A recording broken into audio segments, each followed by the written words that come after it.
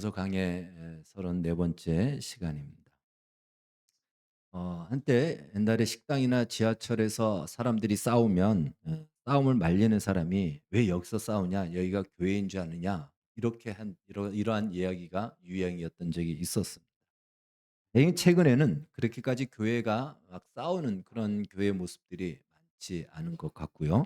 또 교회보다 더 싸우는 곳이 생겼습니다. 그래서 요즘에는 싸움을 말릴 때 사람들이 이렇게 얘기한다고 합니다. "여기가 국회인 줄 아느냐? 싸우려면 국회로 가라."라고 이야기를 한다고 합니다.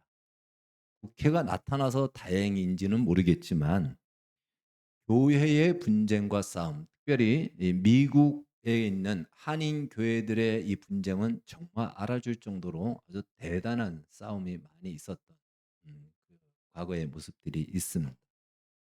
그래서 이 미국에서 이 한국, 중국, 일본 사람들을 구별하는 법이 있었는데 이제 같은 동양인이니까 잘 모르거든요, 이 미국 사람들은. 그런데 이제 어떤 사람이 3 명이 모였는데 저 사람들이 "회사를 차린다." 그러면 일본 사람입니다. 회사를 차리고 비즈니스를 하는데 또 세 사람이 모였는데 식당을 차린다. 그럼 어느 나라 사람이죠? 예, 중국 사람인 거예요. 식당 차리고 비즈니스를 합니다. 한국 사람 셋이 모이면 교회를 세웁니다. 열심히 교회를 세워요.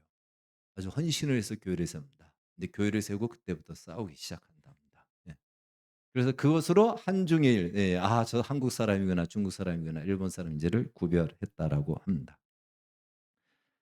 한국 사람이라서 그런 건지 아니면 교회가 생례적으로 싸움이 많은 것인지 모르겠지만 한국 사람이 특별히 교회를 세우면 싸움이 많다라는 것입니다.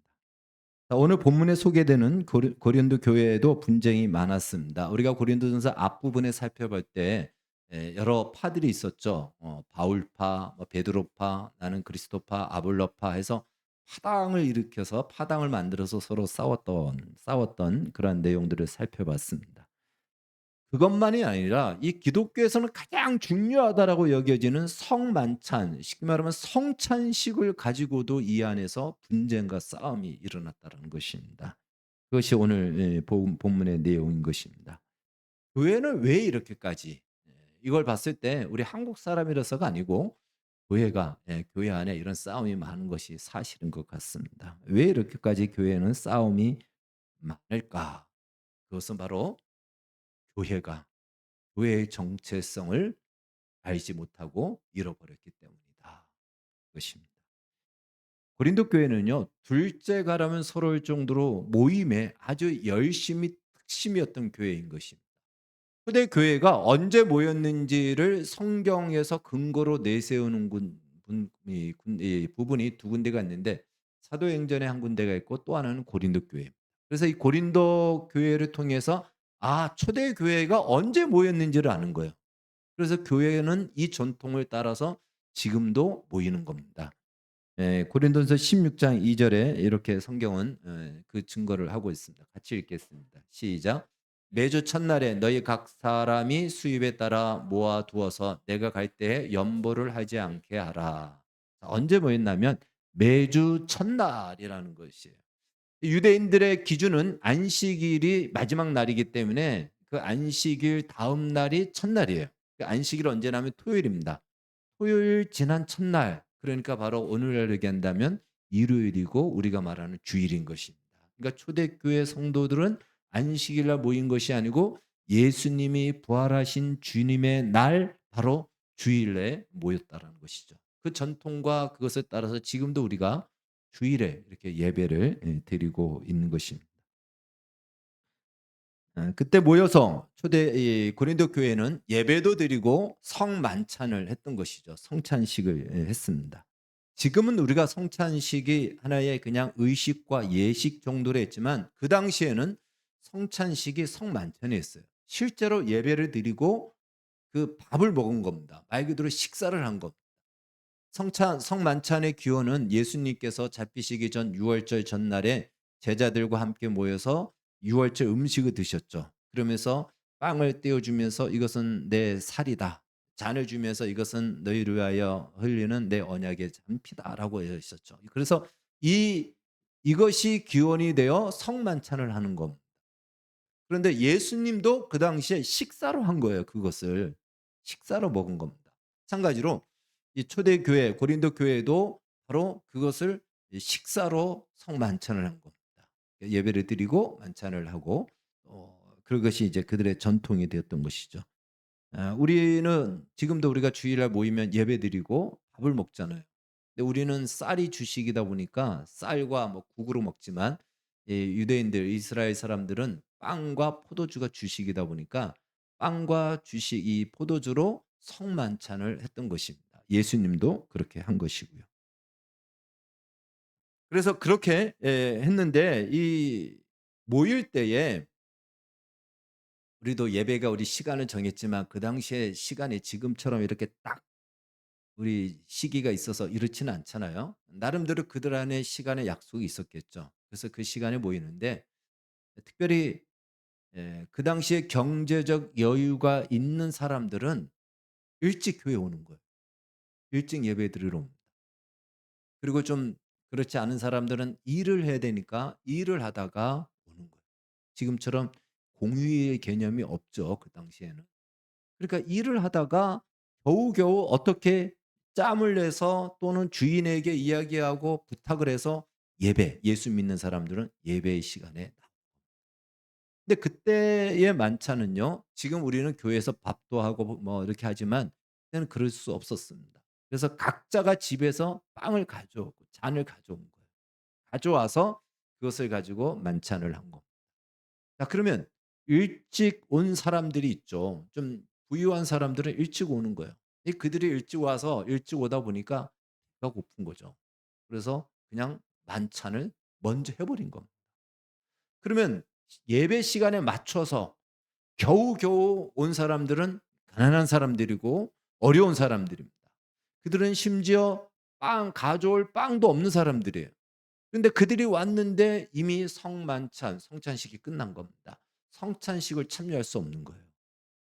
뿐만 아니라 그들은 빵도 가져올 수 없는 형편에 있는 사람이다 보니까 빵도 밥을 먹을 수 있는 식사도 하지 못하는 겁니다. 결국은 예배에 왔는데 교회에서 부익부 빈익빈을 확연하게 확인하는 그러한 현장이 되어버리는 것이죠. 그것을 가지고 오늘 사도 바울은 이제 이들을 향하여 굉장히 책망을 하는 것입니다. 너희의 모임이 유익이 못되고 도리어 해로움이 된다. 이렇게 할 것 같으면 모이지 않는 것보다 못하다라고 이야기를 합니다. 다시 말해 교회가 무엇으로 보이기에 그렇게 업신여기느냐? 너희들이 교회에 밥 먹으러 오는 거냐? 밥이 목적이냐라고 얘기하는 거예요. 만찬을 함께 예수 그리스도의 그 몸을 나누고 잔을 나누는 그래서 구원과 생명을 얻는 기쁨을 함께 나누는 것이 성만찬, 성찬의 참된 의미인데 배가 고파서 먼저 먹으면은 나중에 그 사람들은 성만찬에 참여도 못하고 그 사람들은 실제적으로 식사도 못하는 것인데 그것이 그리스도의 살을 먹고 피를 마시는 만찬이냐. 교회를 무엇으로 보기에 교회를 업신여기느냐 하면서 황당한 책망을 하는 것이죠. 22절 이하의 그 말씀을 하고 있습니다. 그래서 이렇게 얘기하죠. 너희가 열심히 모이고 모임이 특심이고 잘 모인다라고 하지만 이것이 너희의 실상이라면 내가 너희의 모임을 칭찬할 수 있겠느냐? 칭찬할 수 없다라는 것입니다.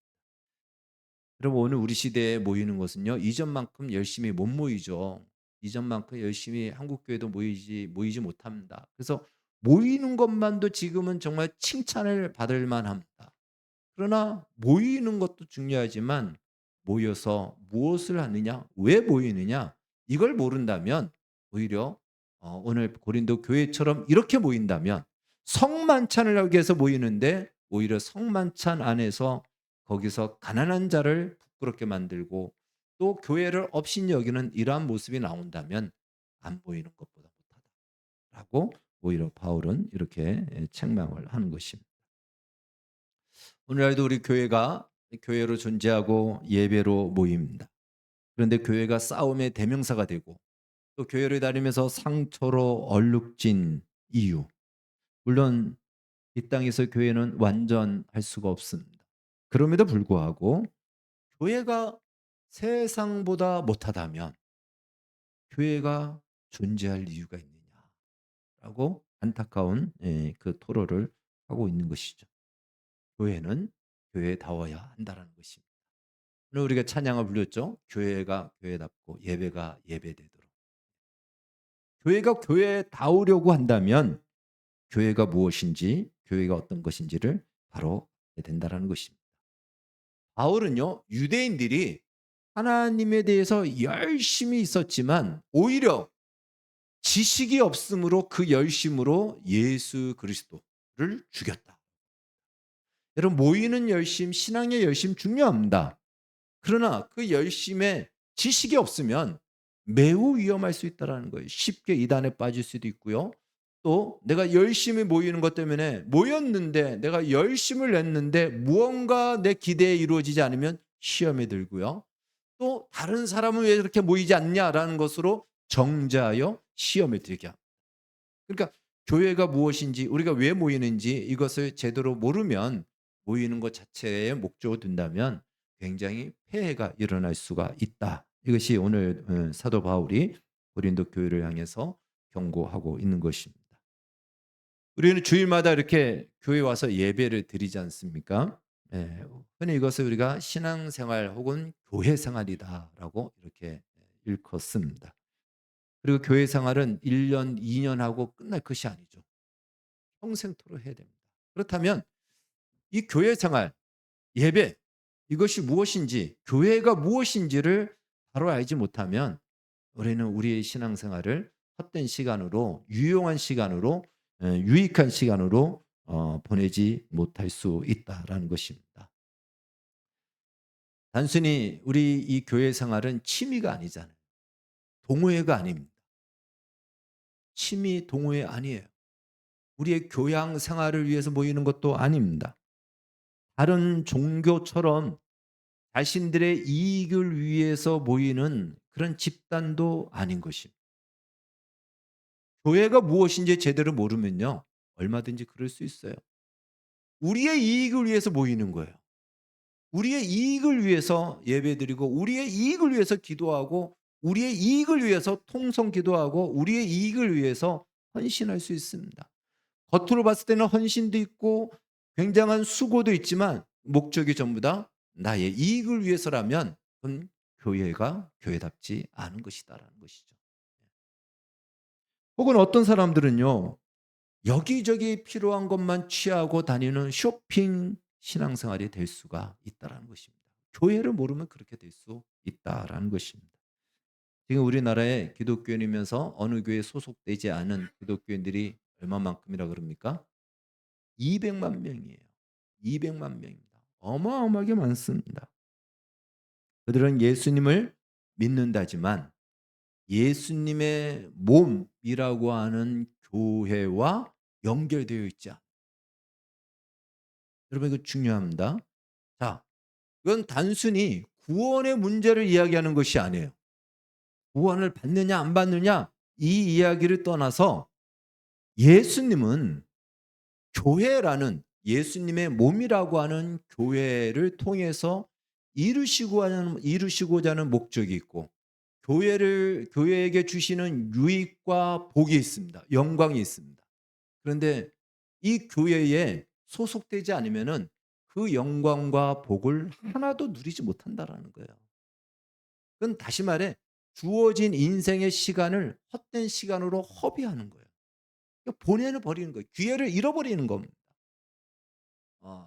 다시 말해 거꾸로 얘기한다면 우리가 교회에 소속돼서 교회 안 가면 또 뭐 이런 마음이 있잖아요. 그것이 얼마나 영광과 복을 누릴 수 있는 유익한 기회인지를 아셔야 됩니다. 예수님은 그의 몸인 교회를 통해서 당신의 목적을 이루고 당신의 뜻을 이루십니다. 그 몸은 교회고 우리는 그 몸의 지체잖아요. 거기에 연결되어 있지 않으면 이 복과 영광을 누리는 기회가 없다라는 거예요. 주어진 인생의 시간을 헛된 시간으로 다 보내는 것이다. 신앙생활을 한다지만 신앙생활은 할 수 있습니다. 예수를 믿고 하나님을 믿기 때문에. 그러나 교회 생활은 없다라는 것이죠. 우리가 그것을 잘 알아야 됩니다. 그래서 우리는 이제 교회를 통해서 하나님이 이루시고자 하고 주시고자 하는 복과 영광이 무엇인지, 또 그것을 통해서 우리에게 주시는 큰 유익이 무엇인지 알기 위해서는 교회를 좀 알아야 된다는 것입니다. 자, 교회는 헬라어로 에클레시아. 따라해 봅시다. 에클레시아. 예. 그것은요, 에크라는 이제 접두사예요. 밖으로라는 뜻과 레시아는 부르다라는 뜻입니다. 그래서 이 합성어로 밖으로 불러낸 무리, 이것이 이 에클레시아입니다. 그 당시에 헬라 시대에 이러한 모임이 있었어요. 에클레시아라는 모임이 있었는데, 교회를 그 모임을 이 단어를 교회가 그대로 차용을 했습니다. 그래서 어떤 무리에서 일부의 무리들로 밖으로 구별하여 모인 무리, 이렇게 됩니다. 자, 그러니까 밖으로 불러낸 무리다라고 했을 때 가장 대표적으로 우리가 알 수 있는 것이 애굽에 있는 하나님의 백성들을 하나님이 출애굽시켰죠. 불러낸 겁니다. 이것이 바로 교회입니다. 그래서 출애굽한 이스라엘 백성들 전체가 교회예요. 스데반이 사도행전 7장 38절에서 광야 교회라고 얘기했죠. 그 광야에 있는 이스라엘 백성들 전체가 다 무엇이다? 구약 시대의 교회였다라는 것. 애굽으로부터 세상에서부터 밖으로 불러낸 무리, 이것이 교회다. 자, 그러면 하나님이 왜 불러냈을까요? 심심해서 불러냈을까요? 아니죠. 불러낸 데에는 분명한 목적이 있는 것입니다. 목적과 계획이 있는 것이죠. 이사에서 43장에서는 그 목적을 분명하게 이렇게 말씀합니다. 같이 읽겠습니다. 시작. 무릇 내 이름으로 일컫는 자 곧 내가 내 영광을 위하여 창조한 자를 오게 하라. 그들을 내가 지었고 만들었느니라. 여기서 하나님이 불러냈다라는 표현을 창조했다, 내가 지었다라고 하는데, 그들을 왜 불렀느냐, 왜 창조했느냐, 왜 지었느냐? 내 영광을 위하여라고 분명히 말씀하고 있습니다. 그러니까 하나님의 영광을 위하여 창조된 자, 불러냄을 받은 자, 그가 무엇이다? 교회입니다. 교회. 예. 오늘날 우리가 구원받았는데 이것은 바로 하나님의 영광을 위하여 하나님이 불러낸 거예요. 세상의 죄악으로부터 우리를 불러냈다. 이것이 교회의 존재 목적인 것입니다. 이어서 21절도 한번 같이 읽겠습니다. 21절 시작. 하나님 이 백성은 시작. 이 백성은 내가 나를 위하여 지었나니 나의 찬송을 부르게 하려 함이니라. 앞서 7절에서는 내 영광을 위해서라고 했고, 여기서는 나의 찬송을 부르게 하기 위해서다. 이 둘이 합해서 한마디로 얘기한다면 하나님의 영광을 위하여 지음받고 창조되었고 불러냄을 받은 존재, 단체, 개인, 이것을 가지고 우리는 교회라고 얘기합니다. 고린도전서 6장에서는 직접적으로 이것을 이렇게 말합니다. 같이 읽겠습니다. 시작. 너희 몸은 너희가 하나님께로부터 받은 바 너희 가운데 계신 성령의 전인 줄을 알지 못하느냐? 너희는 너희의 것이 아니라 값으로 산 것이 되었으니 그런즉 너희 몸으로 하나님께 영광을 돌리라라고 분명히 말씀하고 있습니다. 교회는 하나님의 영광을 위하여 존재한다. 웨스트민스터 신앙고백서 소요리 문답 1문은 이렇게 질문합니다. 이 땅에서 사람이 제외되는 목적은 무엇입니까? 같이 한번 읽겠습니다. 시작. 사람의 제외되는 목적은 하나님을 영화롭게 하는 것과 영원토록 그를 즐거워하는 것입니다. 자, 저 질문요. 사람의 제외되는 목적이라는 말을 우리가 조금 더 쉽게 표현한다면, 사람이 근본적으로 존재하는 목적과 사람에게 있어서 제일 최고의 가치는 무엇입니까? 사람으로서 최고의 가치, 사람이 존재하는 근본적인 목적은 무엇입니까? 라고 했을 때 그 답이 무엇이냐면 하나님을 영원토록 영화롭게 하는 것과 하나님을 영원토록 즐거워하는 것이다. 요 말을 우리가 줄여서 하나님의 영광을 위하여라고 얘기를 하는 것입니다. 그러니까 우리가 인간이 존재하는 목적과 최고의 가치는 무엇이냐면 하나님의 영광을 위해 사는 것이다. 이것이 고린도서 10장 31절에 먹든지 마시든지 무엇이든 위하든지 다 하나님의 영광을 위하여 하라는 말씀과 일맥상통하는 것입니다. 자, 그렇다면 하나님의 영광을 위한 삶이란 무엇일까? 우리가 이런 마음을 가져요. '하나님을 영광 위하여 산다.'라고 생각하면 당장에 우리 안에 들어오는 마음이 어떤 마음이 있냐면 '그러면 내 인생은 아무것도 없는 거 아니야? 나는 나를 위해서 살고 싶은데 내 인생은 아무것도 없고 하나님을 위해서 나는 종처럼 노예처럼 허수아비처럼 살아야 된단 말인가? 그리고 내가 하나님을 위해서 그렇게 해야 하나님은 영광스럽고 하나님은 뭔가 어 앉아서 그냥 높임받고 대접받는 것인가?' 우리는 그런 생각을 합니다. 그래서 내가 하나님의 영광을 위해서 사는 것보다 나는 나를 위해서 사는 삶을 선택하는 경우가 굉장히 많이 있습니다. 그래서 하나님의 영광을 위해서 살겠다라는 결단과 다짐도 하지 않는다라는 것이죠. 그러나 그렇지 않습니다. 하나님이 뭐가 부족해서 형편없는 우리의 무엇을 받겠습니까? 오히려 하나님이 손해 보는 것이 훨씬 더 많죠. 자, 하나님의 영광이라고 할 때 이 영광이란 말을 우리가 좀 알아야 됩니다. 영광은 이 헬라어로 따라해 봅시다. 독사. 예. 이 독사입니다. 우리 뱀 독사 있잖아요. 예. 그 독사라는 말이 헬라어로는 영광이라는 뜻입니다. 자, 영광이란 무슨 뜻이냐면 그 독사라는 말의 의미는 어떤 사물이나 존재의 내용이 밝게 밝혀지는 것입니다. 영광이 무엇이라고요? 어떤 사물이나 존재의 내용이 그 안에 있는 내용이 밖으로 분명하게 밝혀지는 것, 이것이 영광이라는 것입니다. 그러니까 우리가 하나님의 영광을 위해서 산다. 교회가 하나님의 영광을 위해서 존재한다라는 것은요. 하나님의 어떠하심, 하나님의 일하심, 하나님의 성품, 하나님의 거룩하심, 하나님의 속성, 하나님의 아름다우심, 하나님의 존귀하심이 교회를 통하여 우리의 인생을 통해서 드러나고 나타나는 거예요.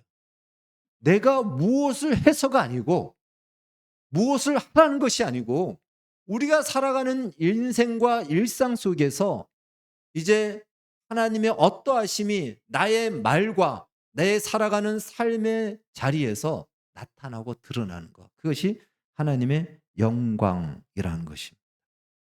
원래 하나님께서는 얼마든지 홀로 하나님의 영광을 여러 모양으로 나타낼 수 있습니다. 여러분 출애굽할 때에 홍해가 갈라질 때 그것도 하나님의 영광이에요. 하나님의 무엇이 나타났죠? 능력이 나타난 거예요. 물이 멈춰 벽을 이룬 겁니다. 이거 누가 이렇게 할 수 있습니까? 하나님만이 하실 수 있는 거죠. 구름 기둥과 불 기둥 하나님의 영광이 나타난 거예요. 시내산에 불타는 구름으로 빽빽하게 가득 채운 것 하나님의 영광입니다. 얼마든지 하나님은 그렇게 홀로 그 영광을 나타낼 수 있습니다. 하나님께서 영광을 나타내는 것 중에 최고의 영광이 무엇입니까? 예수 그리스도의 십자가예요. 십자가를 통해서 하나님의 무엇이 드러났죠? 하나님의 거룩하심과 공의로우심과 우리를 향한 헤세드, 사랑하심과 그 사랑하심이 변치 아니하시고 죄인을 살리시는, 죄인을 의롭게 만드시는 하나님의 위대하심이 드러난 것이 무엇이다? 하나님의 영광이요, 십자가입니다. 그러니까 우리가 하나님의 영광을 위해서 산다라는 것은 하나님 마치 어느 집의 농장의 종이 되어서 그 주인을 위해서 하루 종일 그냥 일하는 것이 그것이 아니고요. 우리가 살아가는 우리의 삶의 모든 요소에 교회가 존재하며 교회 안에서 이루어지는 모든 사역과 활동과 사업 가운데 이 하나님의 하나님다우심이 드러나는 거예요. 나타나는 겁니다. 그것이 밝히 드러나는 거, 그것입니다. 그래서 하나님께서는 마치 이 교회와 그러니까 여러분과 저희에게 하나님의 영광의 씨를 심어 놓은 거예요. 아예 곡간 열쇠를 준 겁니다.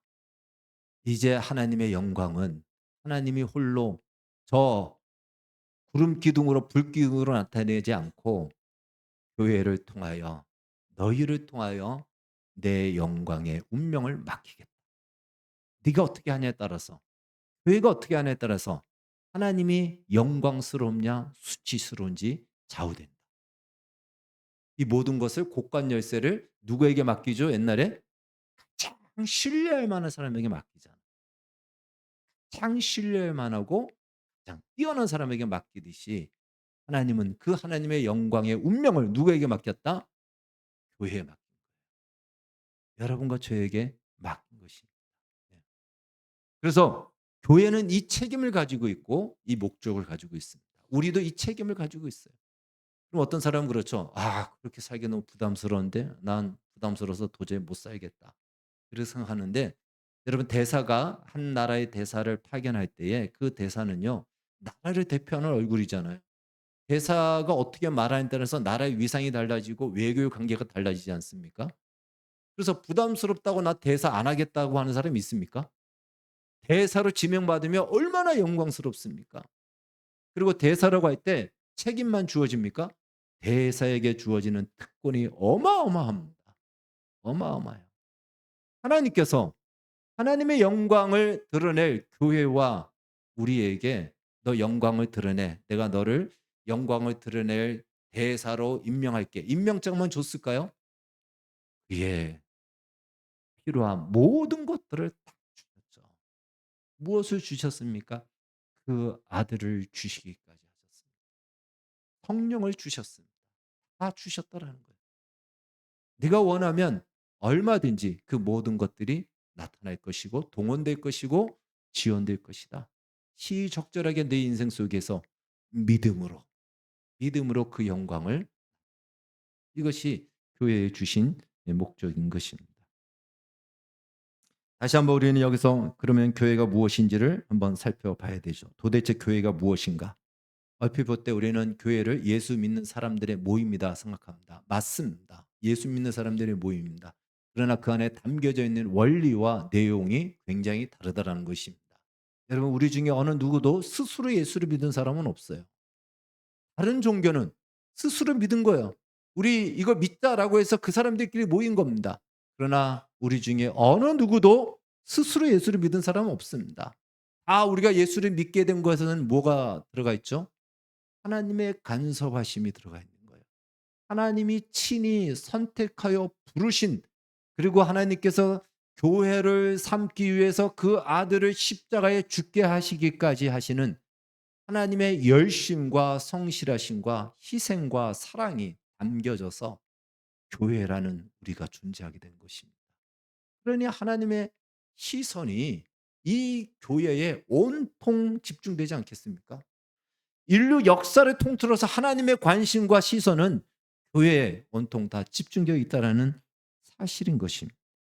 이사야서는 그것을 가지고 하나님의 영광을 위하여 지음받은 피조물이다라고 얘기합니다. 골로새서 3장에서는 이렇게 말씀합니다. 우리 말씀 한번 같이 읽겠습니다. 골로새서 3장 9절에서 11절 시작. 너희가 서로 거짓말을 하지 말라. 옛사람과 그 행위를 벗어버리고 새 사람을 입었으니 이는 자기를 창조하신 이의 형성을 따라 지시까지 새롭게 하심을 입은 자니라. 거기에는 헬라인이나 유대인이나 할레파나 무할레파나 야만인이나 수구디아인이나 종이나 자유인이 차별이 있을 수 없나니 오직 그리스도는 만유시요 만유 안에 계시니라. 네. 교회를 저기서 뭐라고 얘기하냐면 새 사람으로 지음받았고 창조하신 창조주의 형성을 따라 지식에까지, 우리가 알고 있는 지식에까지 하나님을 아는 심계의 지식을 입었다. 그런데 이것이 우리의 힘과 능력으로 된 것이 아니고 예수 그리스도의 죽으심으로 말미암아 이루어진 것이다. 그러니 그 안에 어떤 차별이 있을 수 없다라는 것입니다. 저 시대에는 헬라인, 유대인, 헬라파, 할레파, 무할레파라고 있다면 오늘 우리 시대에는 그 안에 가난한 사람이나 부자나 혹은 백인이나 흑인이나 아시아인이나 어떤 인종도 어떤 차별도 있을 수 없다. 교회는 그럴 수 있는 것이 아니다라는 것입니다. 근데 과거에 교회 안에 차별이 있었던 적이 있었죠. 백인들이 다니는 교회에 흑인들이 못 갔습니다. 물론 지금도 흑인들이 많이 모이는 교회가 있고 백인들이 많은 교회가 있습니다. 그것은 차별보다도 그 문화와 또 그 전통을 따라서 모이는 건데 그것은 스스로 그렇게 가는 것이지 못 가고 가면 안 되는, 그것은 교회가 아니죠. 왜요? 교회는 사람이 만든 것이 아니고 예수 그리스도의 죽음 위에 만들어졌기 때문에 그 안에서 누구도 정죄할 수 없고 누구도 차별할 수 없는, 이것이 바로 교회다라는 것입니다. 한마디로 교회는 복음 위에 세워졌다라는 거예요. 교회의 뿌리는 복음입니다. 복음 안에 담겨 있다라면 그 복음 안에 담겨 있는 것 위에 교회가 세워졌다면 모든 교회에서의 사역과 활동은 복음의 피 위에서 흘러가야 된다라는 거예요. 복음의 피가 흘러가야 돼요. 그 안에서 자라가야 되고 그 안에서 해야 됩니다.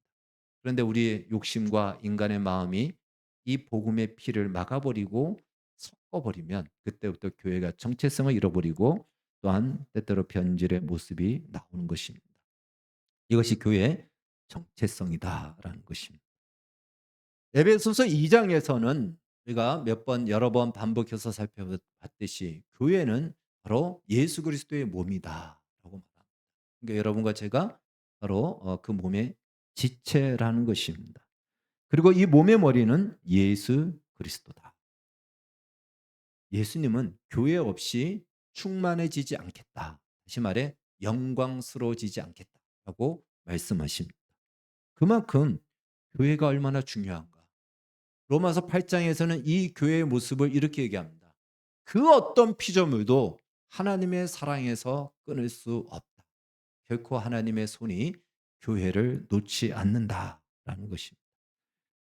물론 우리가 살아가는 이 땅에서 교회는 아직까지 완성되지 않은 미완성의 교회인 것입니다.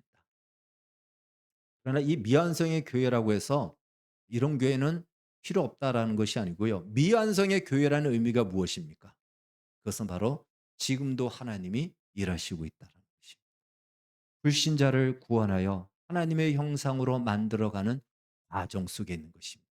먼저 믿은 사람은 이제 막 온 사람이 의심하고 불평하고 교회가 왜 이러냐라고 할 때 그것을 가지고 참아주고 기다려줌으로 먼저 믿은 사람도 성장하고 하나님의 영광에까지 이르러 가고 나중에 믿은 사람도 그 과정을 거쳐서 자기도 이제 처음 온 사람을 참아주고 기다려주는 거예요. 그래서 계속해서 하나님이 무엇 하신다? 일하시고 있다. 일하는 증거입니다. 그러니까 그 안에서 우리는 자라가야 되고 성장하고 해야지 내 고집대로 내 편한 대로 거기에 머물러 있으면 이건 하나님의 일하심을 중단시키는 것입니다. 나중에 보니까 아, 내가 그때 참 고집 부렸구나. 내가 그때 말도 안 되는 말을 했는데 그것을 비난하지 않고 참아준 것이구나. 먼저 믿은 사람들이 기다려준 것이구나라는 걸 알게 되는 거예요. 그러면 그만큼 나 역시도 참아주고 기다려주면서 성장하고 자라가는 것이다. 라는 것입니다. 골로새서 3장 15절 16절에 보면은 이렇게 이야기합니다. 말씀은 이제 설명만 하겠습니다. 그리스도의 평강이 너희 마음을 주장하게 하고 또 너희는 감사하는 자가 되라라고 합니다. 그 이후에도 계속 감사하라고 합니다. 그러면서 중간에 그리스도의 말씀이 너희 속에 풍성히 과하여 모든 지혜로 피차 가르치며 권면하고 시와 찬송과 신령한 노래로 감사합니다. 여기서 지혜는 하나님의 말씀이에요. 여러분 교회에 있어서 가장 중요한 것 중에 하나가 하나님의 말씀입니다. 교회 생활을 하면서 가장 중요한 것 중에 하나가 하나님의 말씀이에요.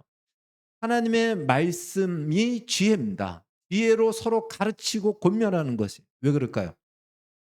이 세상이 교회를 박해하고 유혹하고 그럴 때마다 하나님의 말씀으로 견디고 이겨내고 격려하고 소망을 갖게 함으로 마침내 하나님께서 일하시는 역사의 현장을 목도하고 그 자리에 이를 수 있기 때문에 하나님의 말씀을 풍성하게 하라라고 가르쳐 주고 있습니다. 우리가 분명히 기억하고 잊지 말아야 될 사실이 있습니다. 성도에게는 근본적으로 비극과 절망이 있을 수 없습니다. 여러분 이 사실 믿으시기 바라겠습니다. 당장은 이해할 수 없고 당장은 다 무너질 것 같고 다 끝난 것 같지만 하나님께서는 결코 성도에 일어난 어떠한 실패와 좌절과 절망도 실패로 끝나지 아니하시고 반드시 그 성도에게 유익한 것으로 역사하시고 일하신다는 사실이에요. 그래서 우리는 결코 비극적으로 끝나지 않습니다. 그러니까 좌절할 수가 없는 거예요. 우리는 항상 내가 망해도 우리는 하나님의 영광에 붙들림 받는 자리에 가는 것입니다. 그래서 우리는 항상 감사할 수가 있다는 것이, 이렇게 살아가는 우리의 실상이 드러날 때 세상은 이렇게 얘기하죠. 저 사람은 나보다도 못한 형편과 처지인데도 평안하고 감사를 잃어버리지 않네. 그것이 무엇이다? 하나님의 영광을 위하여 사는 것입니다. 우리가 하나님의 영광을 위해서 무엇을 하라는 것이 아니에요. 내게 주시고 이미 나에게 베푸신 하나님의 복음의 사건과 내용을 내 삶의 기준으로 삼고 그것을 나의 삶의 목적으로 삼고 살아가는 겁니다.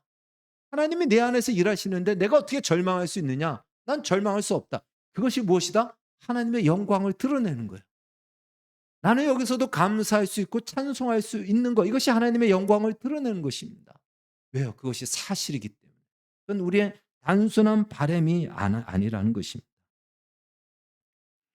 그래서 우리 신앙은 그 안에서 서로 자라가고 성장해 가야 되는 것입니다. 여러분, 신앙생활이 멈춰 있으면 안 돼요. 영적으로 중단되면 안 됩니다. 살아가야 돼요. 받았다면 주는 자리까지, 섬김을 받았다면 섬기는 자리까지, 내 이야기를 누군가가 들어줬다면 이제 내가 들어주는 자리, 여기까지 나아가야 돼요. 왜? 이것이 하나님이 지금 일하시는 증거이기 때문에 그래요. 그래서 교회는 좀 미완성의 모습이 많아요. 사람들이 와서 그러죠. 이 교회는 사랑이 없다. 이게 공통된 얘기잖아요. 바로 그런 느낌을 받을 수 있습니다. 그건 지금도 하나님이 일하시고 있고 우리에게 일할 수 있는 기회를 주고 있다는 사실인 것입니다. 에베소서 4장에서 바울은 평안에 매는 줄로 성령의 하나 되게 하신 것을 힘써 지키라라고 말하고 있습니다. 하나가 되는 것을 지키는 것은요, 굉장히 어렵습니다. 심지어 예수님은 이렇게 얘기했어요.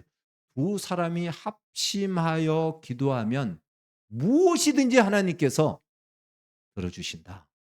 합심 기도가 그래서 천국의 열쇠다라고 얘기합니다. 그런데 여러분, 합심이라는 것은 뭡니까? 마음이 하나가 돼야 된다. 하나가 되기 위해서는 누군가는 기다려줘야 돼요. 참아줘야 됩니다. 말하고 싶은 거 참고 나는 안 하고 싶지만 수고해야 되고 나보다 어린 자를 위해서는 내가 먼저 헌신해야 됩니다. 하나 되는 것을 지켜야 됩니다. 근데 교회가 이 하나 되는 것을 지키지 못하다 보니까 싸우고 분쟁하고 나눠지게 되는 것입니다. 그래서 성경은 하나 되는 것을 힘써 지키라. 이것이 교회의 정체성인 것입니다. 하나님의 목적이며 바로 교회에 주신 영광과 복이며 우리가 이것을 만들어가고 이 자리로 나아갈 때 우리는 하나님의 형상으로 하나님의 수준에 하나님의 형상의 수준으로까지 성장하고 자라게 되는 것입니다. 우리 좋은 교회가 이런 교회를 지향하고 살아가도록 그 안에서 우리 모두가 하나님의 주신 교회에 주신 복과 영광을 누리는 자로 함께 세워지기를 주의 이름으로 축원합니다. 기도하겠습니다.